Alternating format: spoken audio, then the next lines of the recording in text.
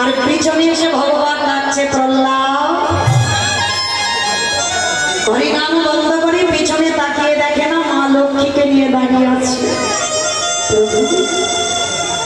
এসেছো তুমি?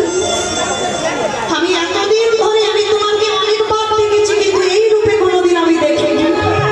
আমি এই রূপটা দেখবো বলে আমার এই হরিনাম গাওয়া। বলে প্রহ্লাদ তুমি কি চাও? ঠাকুর আমার জীবনে অন্য কিছু চাওয়ার নেই। কত আমাদের মতো ভক্ত নয়, আমরা তো বলবো যে ছেলের উচ্চ মাধ্যমিকের রেজাল্টটা যেন ভালো পাই, তাই না? আমার ছেলে পুলে সংসারে যেন সব ভালো থাকে, এগুলো আমাদের চাওয়া।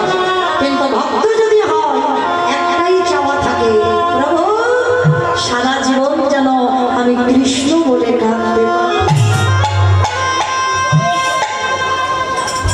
আর কিছু দাও না দাও, ওটা আমায় দিয়ে রেখো, আর তোমার স্মরণে যেন আমার মতি থাকে।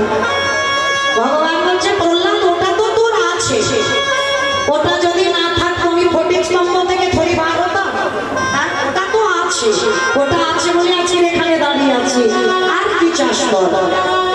প্রভু যে হরিনাম শ্রবণ করে ব্রহ্মা ব্রহ্মলোক থেকে এলো, শিব শিবলোক থেকে এলো, ইন্দ্র ইন্দ্রলোক থেকে এলো, তুমি বৈকুণ্ঠ থেকে ছুটে এলে। এই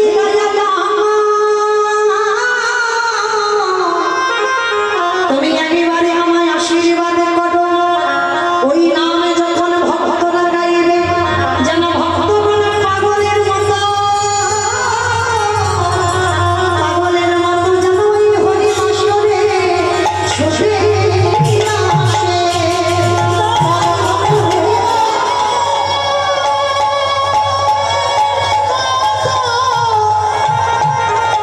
এই হরি আসরে ছুটে আসে। যেই না বললেন ভক্তরা যেন হরিবাসায় ছুটে আসে, ভগবান আগুন কিছু বিচার না করে বলল প্রহ্লাদ কথা সাধু। আর যেই না হাতটা দিয়েছে বাবা, সর্বঘাটের কাঠালি বলা দেবর্ষি নারদ এসে বলছে প্রভু এই জন্য বলে তোমার মাথার গন্ডগোল আছে।